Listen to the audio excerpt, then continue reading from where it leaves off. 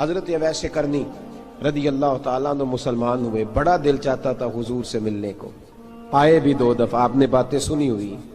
اماں بوڑھی تھیں، ایک ادھر دیکھو میری طرف، اماں بوڑھی ہو اور ماں حکم دے دے کہ نبی پاک کے پاس نہیں جانا، ذرا سننا، تو حضرت اویس کرنی، یہ داتا گنج بخش علی اجویری نے لکھا ہے، یہ امام شورانی نے لکھا ہے، یہ تمام ان پہ سیرت نگاروں نے لکھا ہے، کہا بیٹے میں کمزور ہوں، مجھے چھوڑ کے نہ جانا، چھوڑ کے نہ جانا۔ ایک دن بڑی منت کی، رو پڑے، اماں نے کہا بیٹا جانا، لیکن اگر حضور گھر نہ ہوئے تو تلاش نہ کرنا، میں فالج زدہ عورت ہوں، اٹھ کے چل نہیں سکتی۔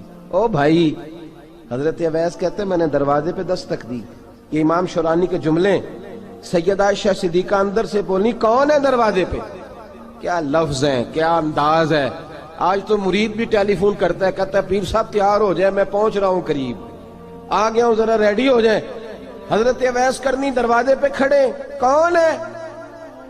بڑی عاجزی، بڑی درویشی، کہنے لگے اماں جی ایک فقیر ہوں، یمن کا رہنے والا ہوں، ایک فقیر ہوں، ایک درویش ہوں، یمن سے آیا ہوں، محبوب سے ملنا ہے۔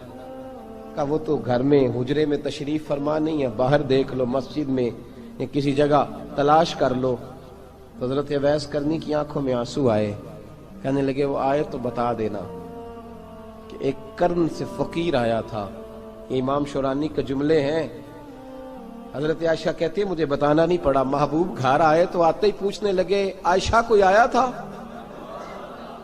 علم غیب رسول کے منکر اس حقیقت کو بھول جاتے ہیں، غیب مانا کہ راز ہے، لیکن راز اپنوں سے کب چھپاتے ہیں۔ نبی کریم صلی اللہ علیہ وسلم کوئی آیا تھا؟ حضرت عائشہ نے سوال عرض کی یا رسول اللہ آپ کو کیسے لگا؟ حضور فرمانے لگے کسی کی خوشبو آ رہی ہے، کسی کی، یہ امام شورانی کے لفظ ہے، کسی کی، اگرچہ غالب خوشبو خود محبوب کی ہے، کسی کی خوشبو آ رہی ہے۔ کہ حضور قرن کا رہنے والا کو فقیر آیا تھا، سلام چھوڑ کے چلا گیا۔ جناب عائشہ کہتے ہیں حضور کی آنکھوں میں آنسو آئے۔ میں نے کہا حضور وہ گیا کیوں؟ تو محبوب نے فرمایا اس کی ماں بوڑھی ہے، اس کی ماں۔ محبوب اگر اماں کے لیے کہتے ہیں چل دیکھیں نا تابی بنے، وہ صحابی نہیں بن سکے، تابی، تو تبلیغ کرنے کیسے چلا جاتا ہے بیمار ماں کو چھوڑ کے؟ تو پیر صاحب کے ڈیرے پہ کیسے پہنچ گیا اماں کو چھوڑ؟ تجھے کس نے اجازت دی کہ ماں باپ بوڑھے تھے اور تو کہے جی میں وہاں جا رہا ہوں، میں نے چلے کرنے ہیں، وظیفے پڑھنے؟ بھئی جب حضرت اویس کرنی اعلیٰ حضرت امام اہل سنت رحمت اللہ علیہ، آپ نے لکھا ہے کہ وہ جو محبوب کا فرمان ہے نا بخاری مسلم میں، رضا اللہ فی رضا الوالد، فرمایا جس کی والد راضی اس کا اللہ راضی، اور جس کا باپ ناراض اس کا اعلیٰ حضرت فرماتے ہیں ایک 100 ولی، ایک جگہ پہ فرماتے ہیں 1000 ولی ایک طرف بیٹھ کے کہہ دینا کہ یا اللہ اس بندے کو بخش دے، اور اکیلا والد کہہ دینا یا اللہ میرا نافرمان ہے، نہ معاف کرنا، تو فرمایا اللہ اس 100 ولی کی نہیں مانتا، والد کی بات مانتا، اس لیے کہ حضور کا فرمان آ گیا باپ راضی ہوگا تو اللہ۔ تو میرے بھائی شریعت ایک حقیقت ہے، اس حقیقت کو سمجھیں۔ حضرت اویس کرنی کی زندگی کا ایک پہلو یہ، دوسرا پہلو یہ جو ہے نا بڑی لمبی چوڑی داستانیں، اور بڑا ہمیں شوق ہے تصویروں کا، بڑا شوق ہے۔ آپ یقین کریں میری طرح کے بہت سارے لوگوں کے پوسٹر چھپتے ہیں، بڑی بڑی تصویریں لگی ہوئی ہیں چوکوں میں۔ استقبال سب سے اچھا وہ ہے جو قیامت کے دن ہوگا۔ اگر اس استقبال دیکھیں نا، یہاں ہم سے پہلے لوگوں کے بڑے استقبال ہوئے، پھر بعد میں کیا ہوا؟ چلے گئے وہ لوگ، ہم آ گئے، ہم بھی چلے جائیں گے۔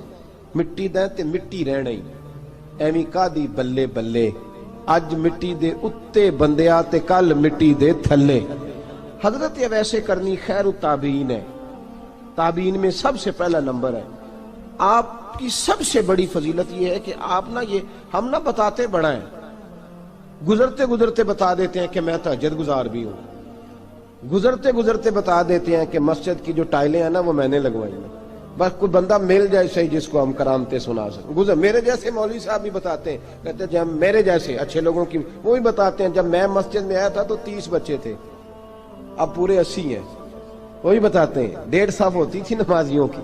اب بھئی چھوڑو، اگر بچے پڑھاؤ گے تو اللہ راضی ہوگا، کو بتانے کی بات ہے، کو ذکر کرنے کی بات ہے، یہ اللہ رسول کا راز ہے، اس کا ذکر نہیں کیا جاتا۔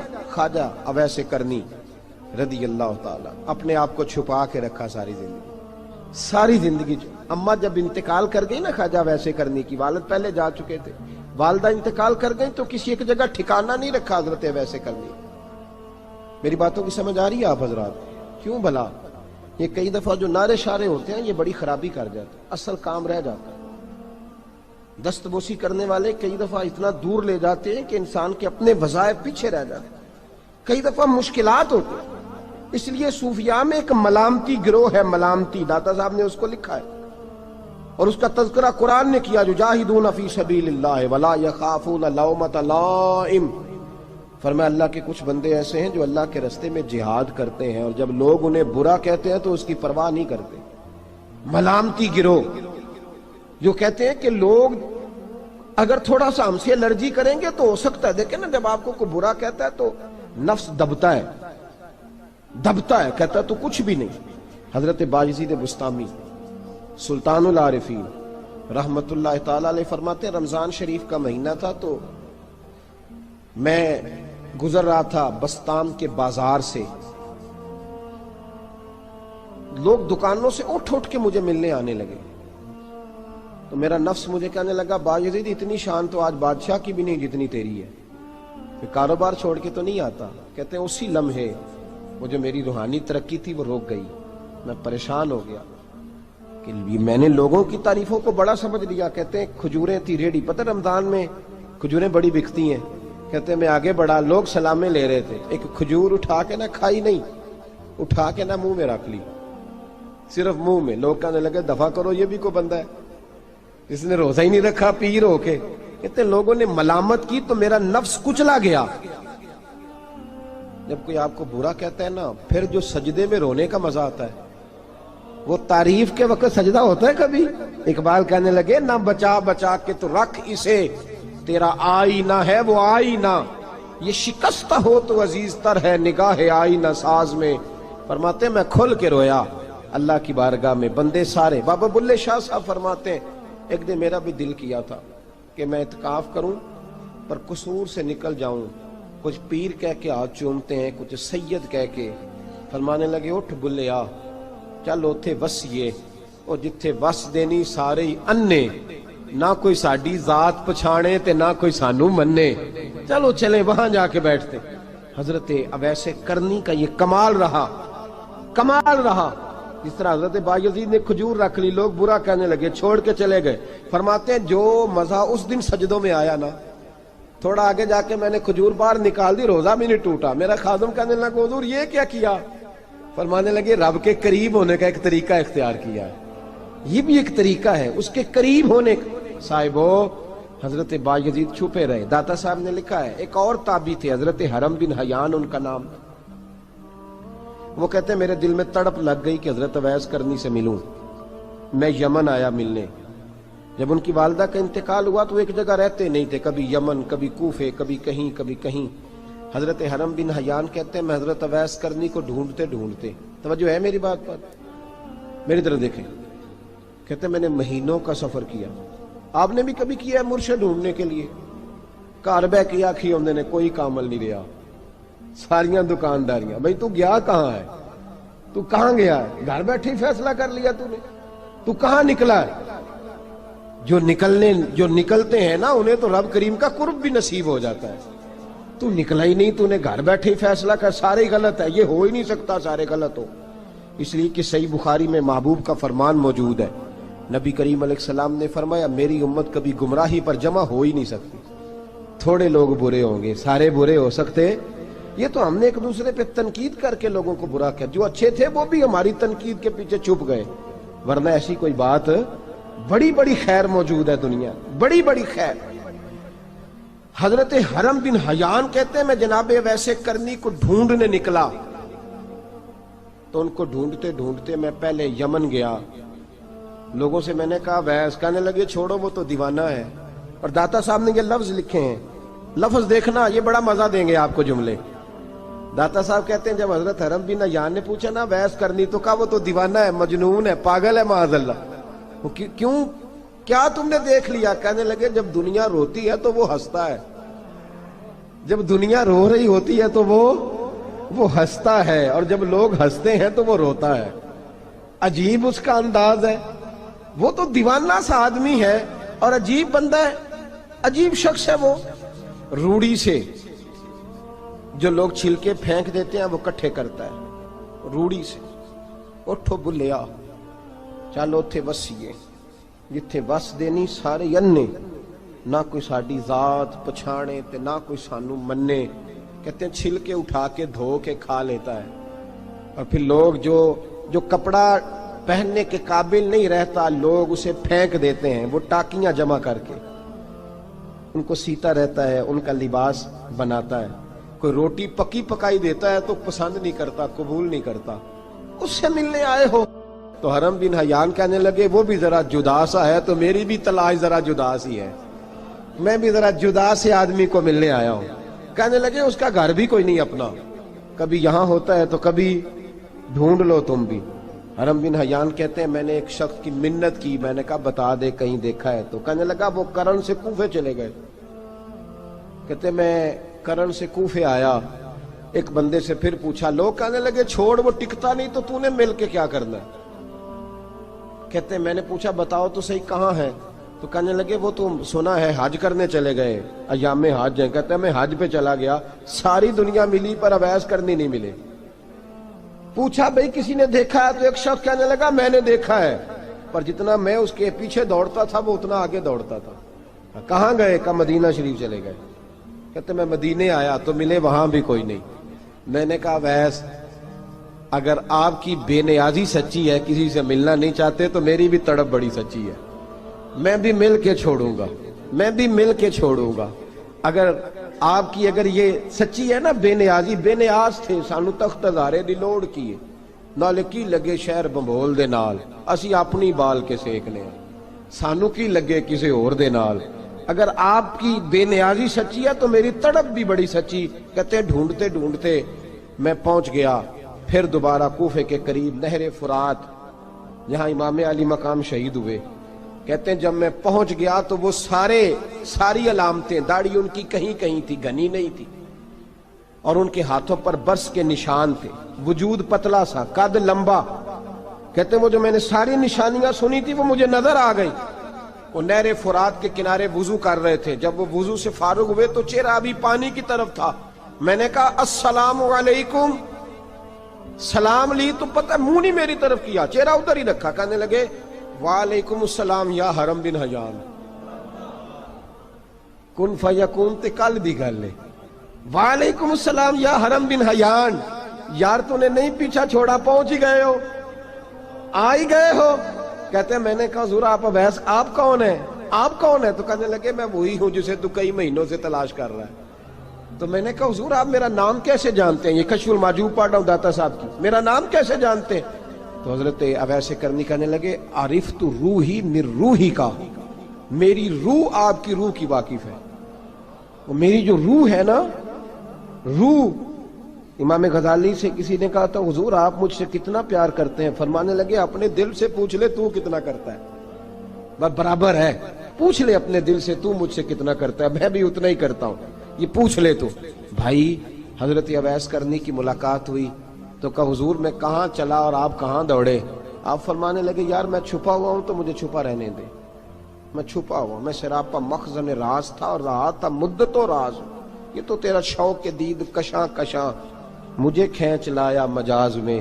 ان کی زندگی تو دیکھو، کتنا شوق ہے ہمیں آگے لگنے، کتنا شوق ہے بڑھ بڑھ کے سامنے ہونے، مجھے لوگ جانے، مجھے لوگ پہچانے، کتنا شوق، لیکن وہ دوڑتے تھے لوگ ہمارے قریب نہ آئے۔ حضرت حرم بن حیان کہتے ہیں میں چند گھڑیاں رکا تو مجھے کہنے لگے جا یار تو کوئی کام کر اور مجھے بھی اپنا کام کرنے دے۔ تو میں نے کہا حضور آپ کیا کریں گے؟ فرمانے لگے گناہ بڑے لمبے ہیں، ذرا معافیاں مانگوں گا اپنے رب سے، میں اس کی بارگاہ میں استغفار کروں گا، مجھے ذرا ریت پہ سجدے کرنے دے، تو جا، مجھے شوق نہیں، تو چلا جا۔ حضرت حرم بن حیان کہتے ہیں میں نے کہا حضور میرے لیے دعا کر دیں۔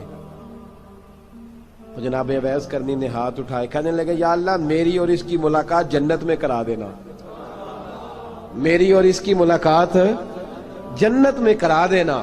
یعنی یہ بھی کہہ دیا کہ اب دنیا میں دوبارہ ملاقات نہیں ہوگی، کہتے ہیں میں یہ بولنے ہی لگا تھا، کہنے ہی لگا تھا کہ حضور یہاں نہیں ہوگی، تو کہنے لگے چپ کر، جب جنت کی بات جو کر دی ہے ہو گئی بات، اب اتنی دور تک تجھے کہہ دیا تو اب تو یہاں پھر دعا کی بات۔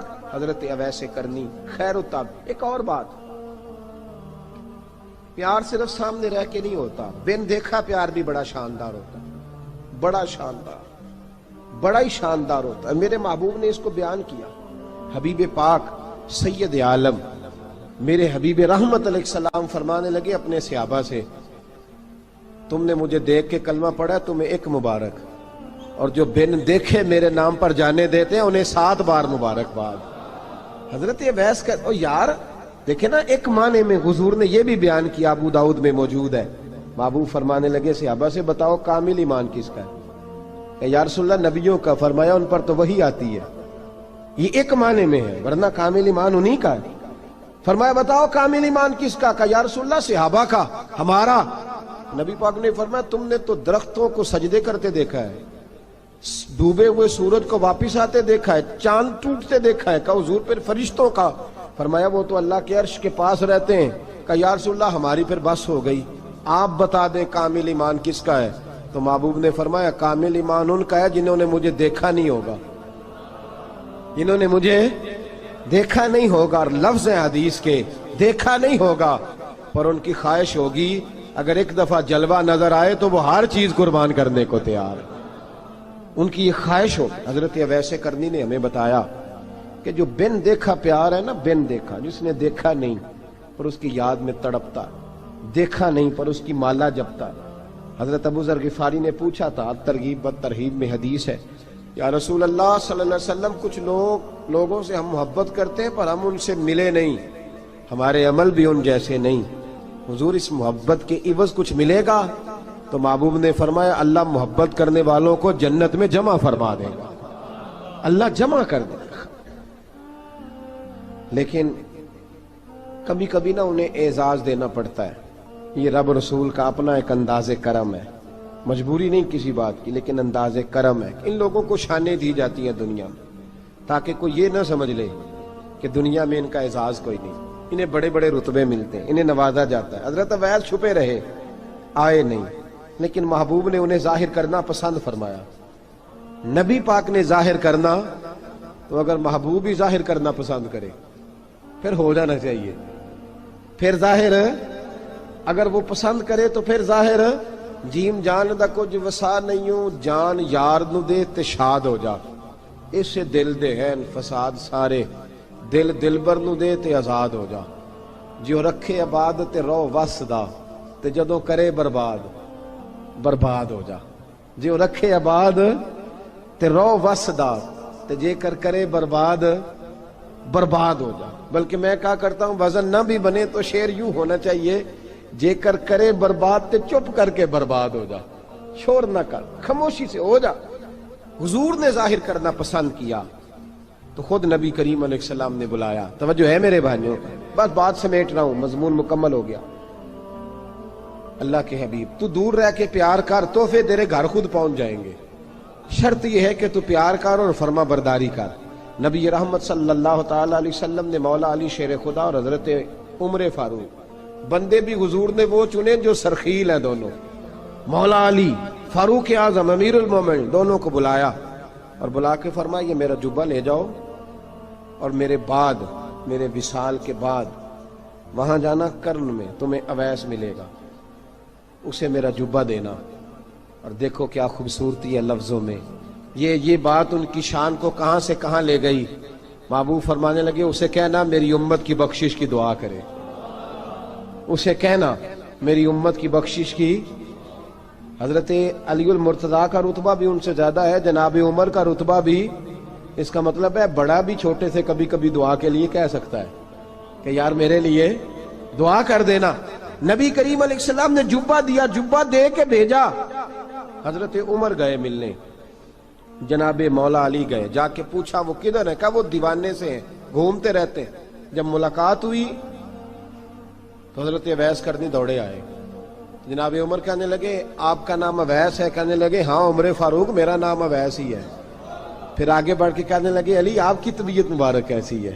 پھر وہ جبہ وصول کیا، کہا محبوب نے کہا تھا امت کے لیے دعا کرنا، تو حضرت اویس نے فوراً سر سجدے میں رکھ دیا.